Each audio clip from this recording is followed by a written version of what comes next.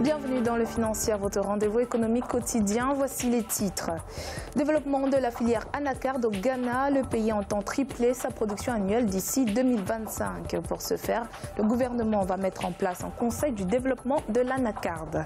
Le Rwanda, quant à lui, souhaite développer son secteur aérien. Plus de 800 millions de dollars seront investis dans la construction d'un nouvel aéroport international dont les travaux de construction sont en cours. Et puis en fin d'édition, nous ferons le point sur les marchés boursiers du continent.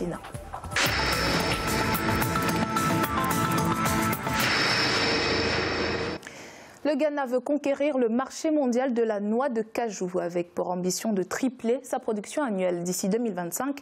Le gouvernement annonce la mise en place d'ici juin 2018 d'un conseil du développement de l'anacarde. Pour la campagne 2018, l'autorité ghanéenne de promotion des exportations espère tirer 250 millions de dollars de la vente de cajou et compte s'appuyer sur une politique de vulgarisation agricole forte de 40 000 exploitants. Les précisions avec Siamno Victoria Seji. C'est un nouveau défi que le gouvernement ghanéen tente de relever. Il s'agit de faire passer la production de noix de cajou à 150 000 tonnes par an d'ici 10 ans contre moins de 70 000 tonnes actuellement. Les autorités viennent d'annoncer à cet effet la mise en place d'ici fin juin 2018 d'un conseil du développement de l'anacarde, Cashew Development Board. Parallèlement, le ministère de l'Agriculture compte distribuer 2,7 millions de plants d'anacarde destinés à être cultivés sur 13 400 hectares. Il faut permettre quand même à tous les pays de la sous-région de développer l'agriculture, qui est quand même très important dans l'augmentation du PIB et dans la lutte contre la pauvreté. Donc on ne peut pas demander au Ghana de ne pas développer l'anacarde.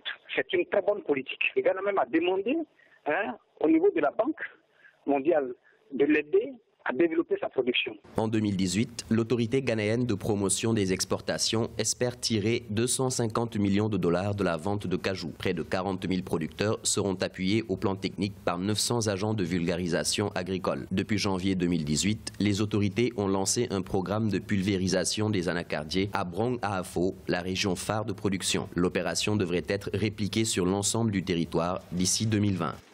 Je pense que déjà cette région du centre a une production qui tourne autour de 70 à 90% des plantations existantes.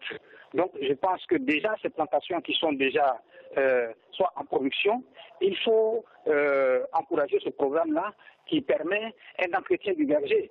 Donc une amélioration de la productivité. Le Ghana, qui depuis 2015 a annoncé vouloir doubler sa production d'anacarde à l'horizon 2025, devrait voir ses rendements croître de 30% grâce au programme de pulvérisation des anacardiers. L'Éthiopie envisage une extension de son réseau routier à 200 000 km d'ici les 2 prochaines années.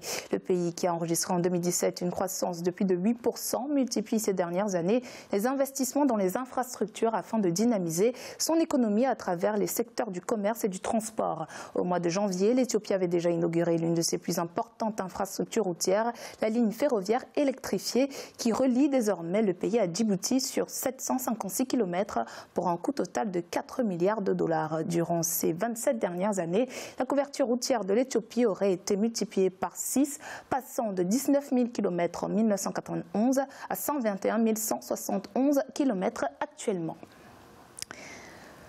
Investissement massif dans le secteur des services aériens au Rwanda. Les autorités souhaitent faire de ce secteur l'un des piliers de l'économie nationale. Plus de 50 millions de dollars ont été dépensés depuis 2012 pour la rénovation de l'aéroport international de Kigali.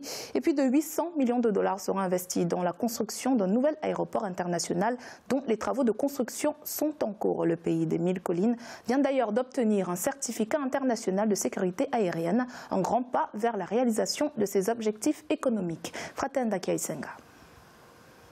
L'Organisation de l'aviation civile internationale a remis au Rwanda un certificat reconnaissant les compétences améliorées du pays en matière de surveillance et de gestion de la sûreté et de la sécurité dans le secteur de l'aviation ce 22 mai 2018 à Kigali. Avec un score général de 74%, le pays des 1000 collines se qualifie ainsi comme 6e pays africain avec un score bien supérieur à la moyenne. Pour les autorités rwandaises, c'est un grand pas vers la réalisation du marché unique du transport aérien africain. Pendant longtemps, les gens ont eu peur de voyager avec les compagnies aériennes africaines pour des soucis de sûreté. Ceci nous a poussé à comprendre qu'il ne suffit pas seulement de faire du transport aérien, mais principalement d'assurer la sécurité aérienne en respectant les normes internationales. Il était même très cher de voyager sur le continent à cause de multiples charges liées à la complexité du système continental, où par exemple quelqu'un voyageant d'un pays africain devait passer par l'Europe pour se rendre dans un autre pays africain. Ceci résultait bien sûr en la perte d'argent et de temps, et c'est pour ça que nous faisons d'importants investissements dans ce secteur pour justement mieux servir notre continent. Le Rwanda a également signé plus de 80 accords bilatéraux de services aériens avec différents pays africains et dans le monde. Au début de l'année 2018, les autorités ont lancé les travaux de construction d'un nouvel aéroport international à Bugesera à l'est du pays qui va coûter au total 818 millions de dollars américains. Le Rwanda étant un pays enclavé et avec une superficie de 26 000 km² est relativement petit. Néanmoins, le Rwanda peut s'illustrer dans la fourniture de services, dans la fourniture de valeur ajoutée qui ne passe pas forcément par les voies classiques, notamment la production, etc. Donc le Rwanda peut s'illustrer en fournissant des services à valeur ajoutée. Et le sigle anglais qu'on utilise souvent pour ce type de service est MICE, qui parle un peu des conférences, des grandes rencontres internationales et des exhibitions ou des foires. Le Rwanda, en s'illustrant par exemple dans ce domaine-là, montre et offre des services à valeur ajoutée et peut constituer une plateforme pour pouvoir desservir, pour pouvoir fournir des meilleurs services aux gros pays, aux grands pays qui sont ces pays limitrophes, notamment l'Ouganda, la Tanzanie et la RDC. Une fois achevé, l'aéroport international de Bugesera pourra accueillir 4,5 millions de passagers par an. En 2017, la compagnie aérienne rwandaise a transporté près de 900 000 passagers et compte transporter près d'1,2 million de personnes en 2018. Avec un total de 12 appareils, Rwandair compte actuellement 26 destinations dans le monde. Ce lundi 28 mai à Ouagadougou, le Burkina Faso et le Togo ont procédé au lancement de l'interconnexion de leur système informatique douanier. Objectif, réduire de manière considérable le temps consacré aux procédures de transit sur le corridor Lomé-Ouagadougou, ce qui contribuera ainsi à la fluidification du trafic entre les deux pays. En effet, le temps de passage au PCJ de Sinkansé, actuellement de 2 à 3 jours, passera à 1 à 2 heures. Un corridor particulièrement important où transitent 39% des marchandises importées au Burkina Faso.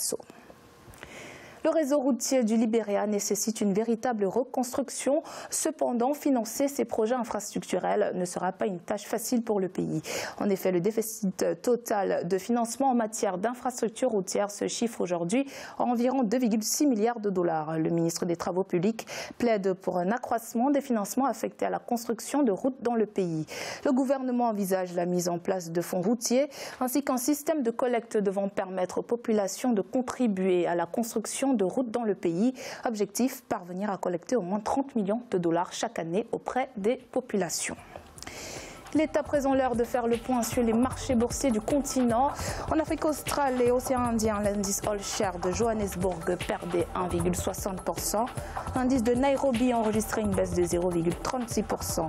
La bourse de Maurice était en baisse de 0,23% et l'indice du Botswana gagnait 0,04%.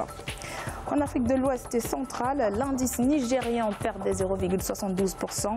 La BRVM d'Abidjan était en baisse de 1,94%. Et la bourse du Ghana perdait 0,50%. Et en Afrique du Nord, l'indice tunisien était en baisse de 0,27%. L'indice égyptien était stable à 2,18%. Et la bourse de Casablanca était en baisse de 0,34%. C'est la fin de cette édition du Financière. Merci de nous avoir suivis. On se retrouve bientôt pour un nouveau rendez-vous de l'économie.